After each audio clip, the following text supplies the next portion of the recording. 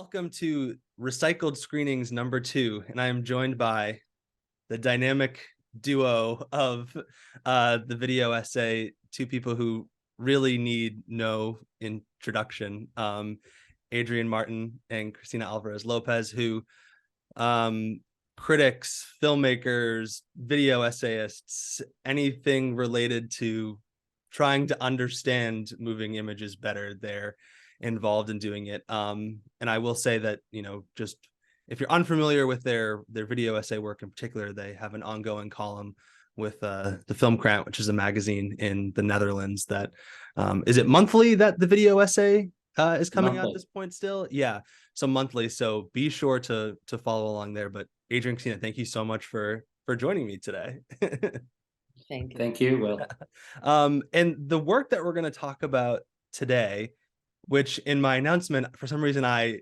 called it Crash, which I don't know why I did that stupid mistake that I was able to fix quickly, is a fantastic video called Shake that takes as its source material the music of David Bowie and clips from David Lynch's Twin Peaks pre The Return. And so I would just begin by asking the two of you to talk about the history of this work's creation, kind of from a bird's eye view, and its exhibition, because I think, when we were talking about what you might want to show here, this one has quite an interesting history leading up to its showing here today. So I'd be eager, to hear you tell that story. well, I can tell this story. This came about, this video is part of a work we did, which is a kind of a lecture performance. And this was in 2015. Now, from the years basically 2012 to 2018, we did a series of these, what we think of as lecture performances. And that's a lecture where there is a written out text, which we both read, and a series of video clips, some of which are more like full-formed audiovisual essays, and others are perhaps more like just illustrative material that fit into the lecture.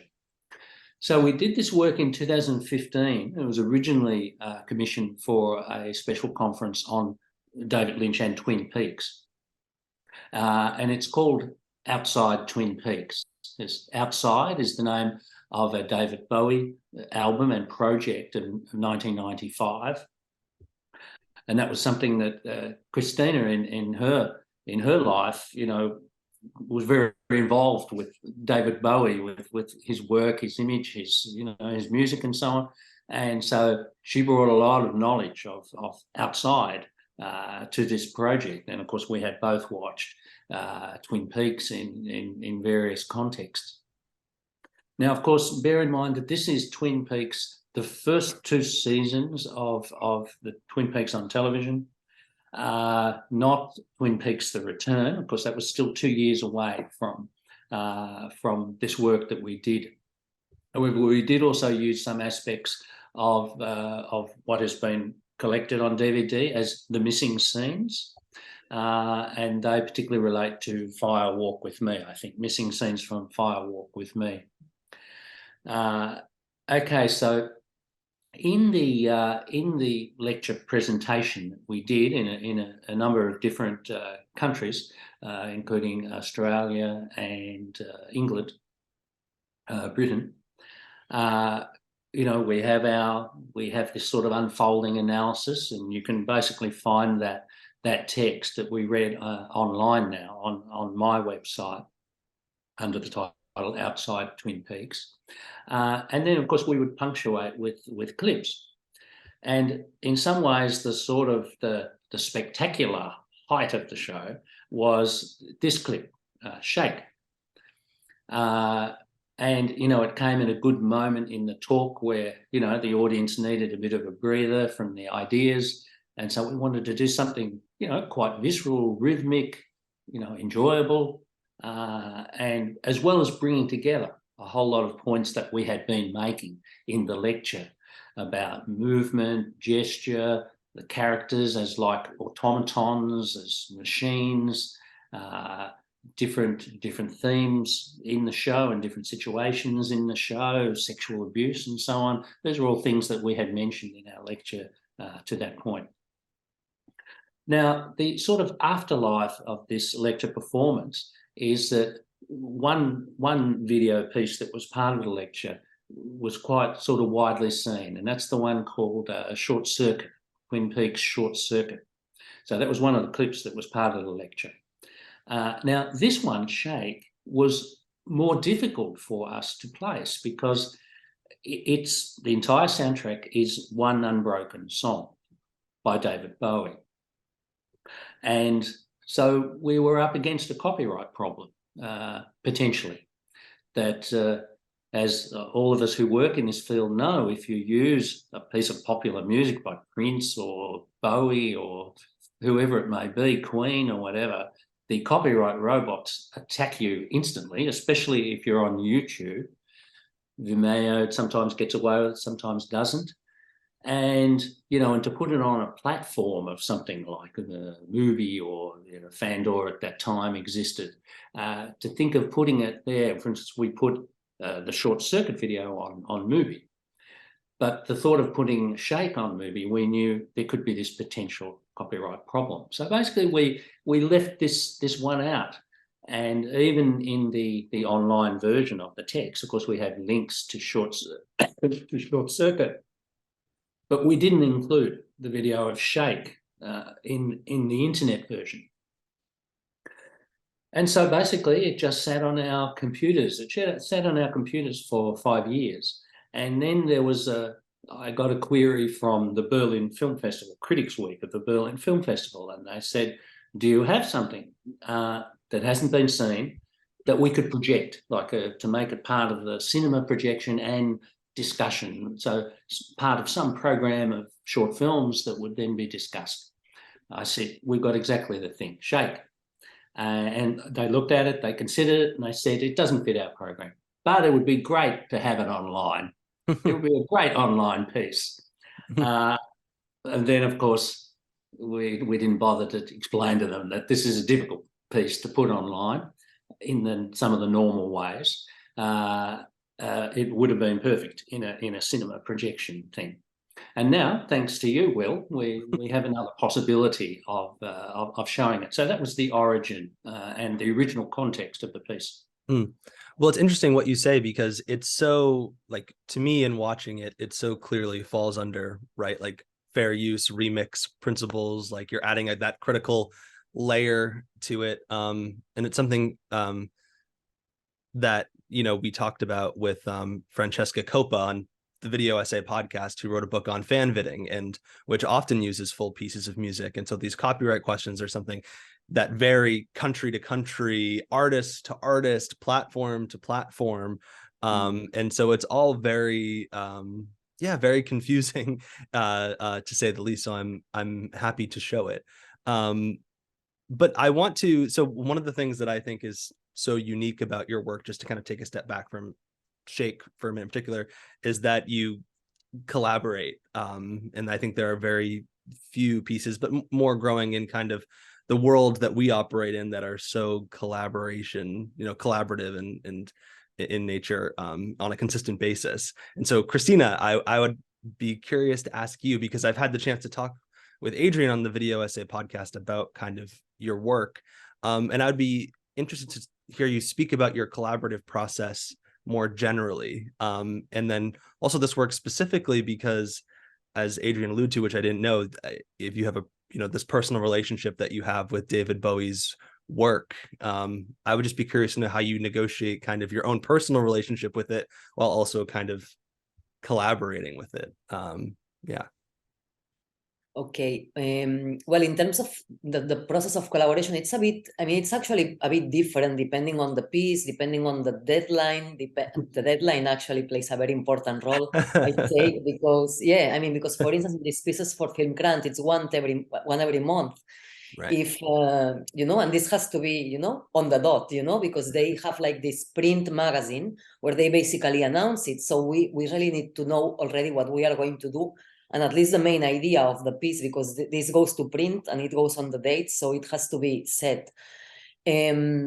And it also, I'd say, it depends quite a bit on who's had the original idea, because sometimes he has more than me normally. He's a fountain of ideas. I mean, he's like a more visionary person, I would say, Adrian. And I think I'm more an experimenter, you know? What I mean by this is that I rarely imagine I mean, yeah, I think because sometimes he comes with an idea to me, you know, and he imagines how it's going to be. And for me, this is like a very difficult thing. I rarely imagine how an audiovisual essay is going to be. And if I imagine it often later, I get very annoyed because it's never how I've imagined. I need to try everything, to test everything. So for instance, let's say he has the main idea. I'm gonna use that like a concrete example because I think it's gonna be easier to do it like this. The last one that we've done, which is one audiovisual essay called Porch Song, which was his idea.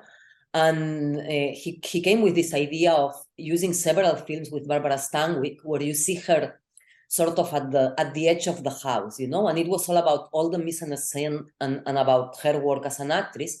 But it was very interesting because in all these movies, she's playing completely different characters. In some, he's a mother. In some, he's a daughter. In some, you know, he's sort of a, you know, kind of a woman who's had success and comes back to the family. They are very different roles, but they all have like this similar thing where he arrives to the home and he doesn't enter, or she's kind of an outsider. So she had this very concrete idea. So I told him, okay, it's your idea. Bring me the films. Bring me the moments. In this case, it was easy because they were concrete scenes. So he did like this preliminary work of choosing the scenes, and then he gave it to me and said, okay, that's the idea, and these are the fragments. Let's see what you do with it. And then I begin to work on the editing program. And in this case, for instance, I was going to say it was quite easy, but no, I shouldn't say that because it's never easy. It's always more complicated than you've thought. But it was, I mean, I really mainly worked with the fragments that he had given me, except I think I picked a bit more of one film because I needed, you know, there was like a bridge that was not working for me. So I needed a bit more of material and I searched it in the movie itself, you know. But it was one of these cases where basically the preliminary work almost went all to the audiovisual essay. It was just a matter of re-editing everything, you know. And then when I have something like a draft, even if I'm not, I also, you know, this thing with drafts, it's also a very interesting thing with me because I think there's people that it's good at working in drafts and then polishing. I'm not so good at it. My problem is that I begin to work and I begin to polish at the same time. So sometimes I work a lot in something and then he comes and sees it and says, oh, this is not working. And I get very annoyed because it's not a draft. You know, it's something I've been working maybe for hours. But normally I trust him because, you know, the thing with video essays, and again, the thing with deadlines, is that if you are working like in a very short span of time, and sometimes, you know, I'm 3-4 days, you know, that I'm just working on one piece for 3, 4, 5 days. So it's very intensive work and you get like very, very inside the thing and you don't have like the perspective of the person that has not seen the thing like 100 times. So sometimes he comes and he has not seen the thing yet, and sees it, and very clearly he says, this is not working. So for me, this is really very useful. I mean, I get annoyed at him, but I'm also thankful because I think if he had been with me there, you know, the 20 hours I've been, he could not see that because you get so involved that you lose. I mean, there's like all this play between closeness and distance that when you are working a lot with it, you have the closeness, but you don't have the distance, no? So then he'll come and say, no, this is not working, you know? And as I say, no, sometimes I get annoyed, but I normally, you know, have it into account and, you know, think about how to do, you know, how to change it. And this goes through several, you know, may happen, I don't know, 6, 7 times until we finish the piece, no? Yeah. And that, for instance, was the process for this one, no? But I mean, in this case, you know, I mean, you didn't say there was nothing wrong. He actually came and said, honey, that's exactly what I had imagined. Very nice when this happens, but it's not always the case, but this went like this, no? And this was also like this because it's what I'm telling you, we were working with very specific scenes, so it was not as, I mean, it was quite a straightforward. Now, I wouldn't say easy, but quite a straightforward. Now, in the case that the idea is more abstract, you know, or less concrete, then, you know, the process complicates itself because, you know, you have to go through the whole movie. In the case of Shake, for instance, I mean, in that case, mainly, I mean,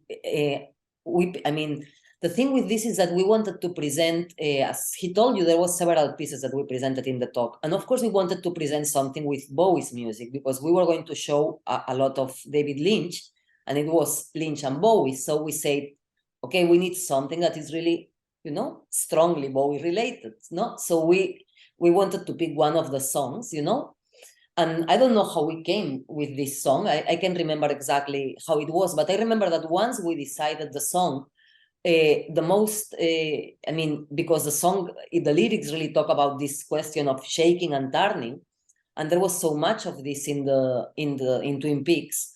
Basically, the process was a sort of trying to go through the whole series again, because we knew some moments, you know, by heart, you know, we had them. I mean, we knew where they were, and I mean, we remember them. But then, knowing that the whole piece was going to be about this question of shaking and turning, we went through the whole series again, taking notes, basically taking notes of every moment where there was something interesting that related with this. And of course, we expanded a little bit the idea, because at the start we were just thinking in the actors, but then it also, you know, we began to see it in, you know, in objects, you know, like the disc, the turntable, the turntable, or you know, or moments where the lights seem to shake. There's a lot of things with the lights, you know, that are like flickering, you know, which is a bit like shaking, you know. So in the, I mean, it's not that I remember super well because it was some years ago. Yeah. But I think that was more or less the idea. Once we had picked the song, we basically went through the whole series again, you know, trying to find moments that we could use in the audiovisual essay. And, you know, in hearing you talk about this, in watching the video in particular, I was thinking a lot about embodiment, right? And I was wondering if you could talk about that in relation to the act of creating the video yourself, and knowing, for you, Cristina, being the one, I know that you're the one who presses the buttons and does the clicking, and then Adrian is coming in. But I'm in for both of you, as you were watching this video and as you were creating it, could you talk about how you thought about the music in relationship to the image, and as you're watching these people turn, is how it's impacting your own body and sense of rhythm and movement, informing how you're constructing the piece? Because it's a shorter video, I imagine you watched it time and time again and are playing with a rhythm. So it's a very abstract question, but I just want to think more about the kind of more poetic relationship between the two, and then also your own bodily reactions to what you've made. Yes. Well, I think in this case, for instance, I mean, for us, you know, it was very, from the beginning, it was very clear that there were like a lot of, you know, and we talk a bit more in the, I mean, the whole conference paper was actually about this, and the text it's actually published in Adrian's website. So we departed from the idea that there were relations already between this album and this series. And in this case, it was the thing between sound and image, you know, it was, there was not like a preponderance of any over the other, no? So we were giving, you know, how do I say this? Well, equal value. Yeah, equal value to both of them. Now, in relation to the body, you know, I'd say it depends at which hour of the audiovisual essay I am, no?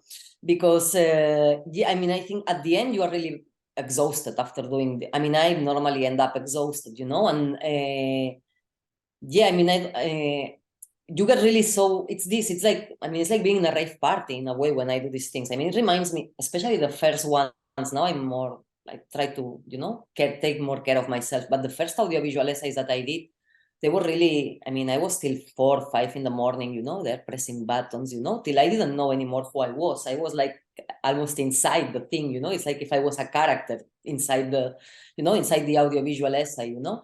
And I work in a laptop, you know, I don't even have a good big computer, you know. So finally, it's, you know, it's very, very immersive, you know. And Yeah, I'd say, I mean, there's like perhaps the strongest relation has to do in this particular piece, there's like a lot of repetition, both in the sounds, and of course the gestures that we've picked, which are like, because the really, I mean, the interesting thing, well, there are many interesting things, no, but there's like the more global relationship, okay, between Twin Peaks and Outside, which I think would be all that has to do with, it's a sort of I mean, both are in its own way mysteries about a dead girl, and they both are, like you have like this big number of characters that could have been the killers, in Outside. There's also like a sort of relationship with art, because all this, is related with, doing art with the murders, it's like in the, how is this series? The ones where they do Hannibal, where they do sort of artistic creations with the dead bodies of the people. So that's kind of the sort of story that it's told in Outside.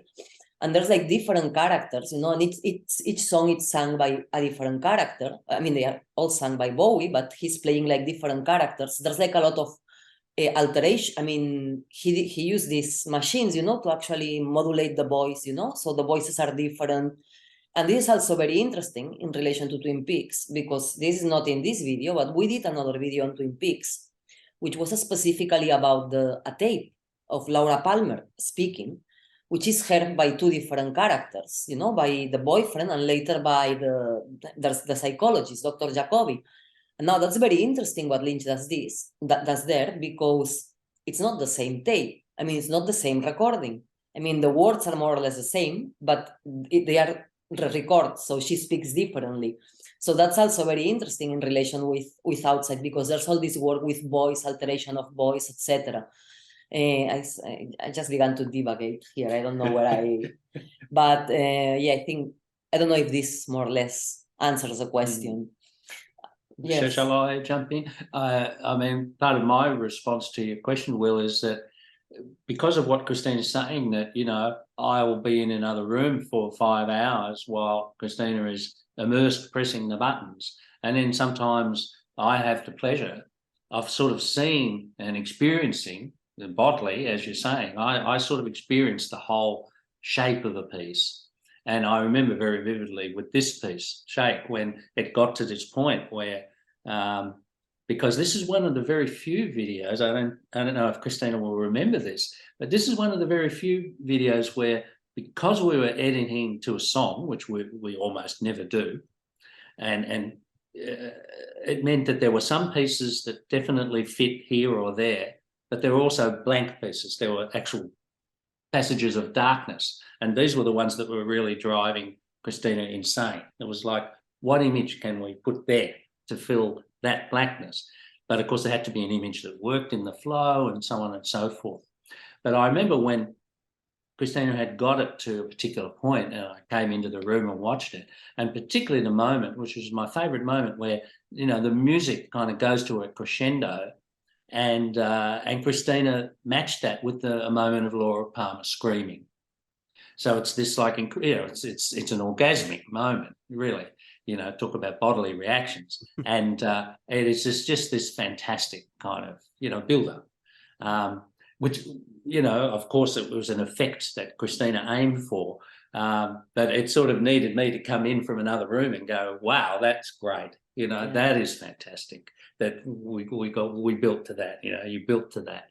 And so it is. I think in general we have a very sort of musical sense and a musical experience of editing. I mean, everything has to work in terms of flow, of rhythm, of transitions between one sound and another sound, one image and another image. I mean, that's what Cristina spends hours on, are the transitions, the very exact transitions between things, fading in, fading out, how to treat the image, how to treat the sound. And it's that we really try to sculpt, to shape. I think there is one of the things that I'm passionate about and always want to do is to kind of reveal the labor that goes into so much of this work. And I think people, you know, they look and see like, oh, a 6-minute video when the song's already fully there, like not fully appreciating all that you're talking about in terms of just the hours and hours and hours and hours. And really relate to what you said, Cristina, about kind of just like being in the laptop. I love this idea of you becoming a character in in the video that you're making. One thing in just hearing you talk about it now that I'm just thinking about is, you know, in knowing about all of your past works, right? There's more of a kind of argument that I guess in a way is more I don't know if finite is the right word, but when you're talking about Barbara Stanwyck or Robert Mitchum, for example, and you're kind of leading us through like an argument, it's very different than what happens in a piece like this, where you could watch it years later and kind of come to new conclusions. And, you know, it's just more abstract in general, especially given that you made it before the return and as this kind of story continues to develop. And so I'm wondering if you could each just kind of in closing here, talk about your relationship with the video over time, and how you've kind of come to think about it differently, either in just watching it as in its original context, or even now watching it as kind of the Twin Peaks story and universe just continued in the wake of your video. Shall I start on that one? Yeah, it's interesting to watch the piece now, and as you say, sort of detached from its very original context of the lecture performance, because you know, it's a question that we are sometimes asked, and I think you've asked this question, Will, of our work, of other people's work. You know, is it tied to, for instance, a written text? You know, if there is a written accompaniment, and we've done a short, as well as the long lecture, we've also done another short text that we prepared to kind of go with Shake, you know, and it's like, so do you have to be following the written text to understand the unfolding of the video? And generally, we have an attitude that no, there are many ways in which you can receive the video. If you want to look at the accompanying text, great. We wrote it. We're happy that you read it. But if you just stumbled upon Shake and you thought, oh, what's this? You know, a fan compilation of great moments from Twin Peaks. Well, that's fine too. You know, I mean, it does have the a little bit the sense of a supercut of, you know, exciting moments on certain visual themes and motifs from Twin Peaks. So that's fine. So it can be completely detached from the original context and still just work as a very visceral piece on its own. In terms of, you know, how it feeds into the later life of Twin Peaks itself, it's interesting because I think Twin Peaks: The Return was really nothing like anyone imagined it would be. Like, we were at this conference in 2015 where we did our lecture, and everyone was speculating on what the heck is Twin Peaks: The Return going to be, and everyone had a complicated hypothesis about it, and it wasn't like anybody's hypothesis. You know, it was a different style, it was a different approach. You know, a lot of the familiar themes of Twin Peaks were handled in a completely different way. So some of the themes and motifs, these questions of motion, of shaking, turning, you know, not necessarily in Twin Peaks: The Return at all, although we haven't done a proper study of it in the light of what we did. And we didn't try to artificially add on Twin Peaks: The Return to our original work, because the work was of its time before The Return, and in a way it sits in its moment. You know, no use trying to artificially get in a few references or a few shots into the video, you know, because Twin Peaks: The Return really needs its own approach, I think. Yeah, I'd say, you know, when I watch, you know, all videos that we've done, all video essays, and I watch them to them, I'm always very critical, because I always think, oh, that I would do better now, this I would do different, you know. I mean, still like them, you know, and I don't have, I have a problem that, my problem is that I smoke too much pot in this life, and I don't have a great memory, you know, so sometimes I don't remember what was my impression then, so all I have is my impression now. But in this case, for instance, I'd say I still see the things that, that were kind of, catching our attention then, which I think it's all this stuff that has to do with this idea of this paroxysm of movements and this sort of a spasmodic sort of gestures, which I think there's a little bit of this still in Twin Peaks: The Return, but I think in Twin Peaks: The Return there's something, I mean, what I think it would go with this, but it's different, it changes it. It's that there's like this, what I would call a letargation, could you say that? Like when something becomes very slow and very drawn out, it's instead of this sort of a spasmodic movement, I'd say that if we had to do it about The Return, I think it would be more about this stretching of movements, these movements that basically never end, they are super stretched, and I think that's kind of different, because though there are moments, like the moment at the end with the house, where would kind of fit with all this, but yeah, I think that this would be there's a sort of change in the movement of the actors in which everything has become more drawn out and more slow, that in the previous. But there's still this idea of, characters that are sort of, what was the Danae sentence? Animated from outside. That's what Serge Danae said of the characters, which I think it was, another link that we of course did with outside, because in the Bowie album, you also have this idea, it's like if characters are like puppets in a way, and when you have his whole concept, which is all about this idea of art crime, and about playing with the parts of the body, it's almost as if the characters are actually not human, and you can actually use the parts and kind of put them in different ways. It's there's like these ideas of possession, of kind of a demonic force, which I think are very much in both pieces. And in The Return, it's a different sort of relation to the human body. It's in earlier Twin Peaks, as Christina's saying, very much this theme of possession, and of course possession is still part of The Return. But in The Return, I mean, the title is so brilliant, because a lot of The Return has to do with the slow return to one's own body. Doug's slow return to his own body.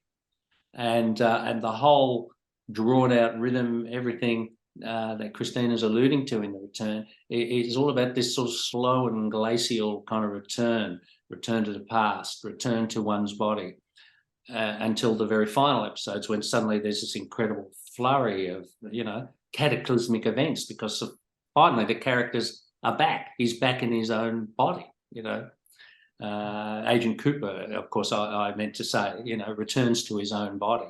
Doug is one of his doubles in it, and then finally all the action kind of, but even the action when it begins goes in such weird and once again glacial and slow directions after they've sort of seemed to have entered into other dimensions in the very final episodes. So yeah, a different attack in all senses in The Return. Well, maybe we will get Shake The Return at some point. We can only hope and keep our fingers crossed. But Adrian, Cristina, thank you so much for talking to me today. And if you're watching this, you can watch Shake at recycledscreenings.com until the end of February 2023. Odd the year, in case you're watching this 5 years from now, but maybe then Shake will be available somewhere else. So but thank you both so much. I really appreciate it. Thank you. Thank you, Will.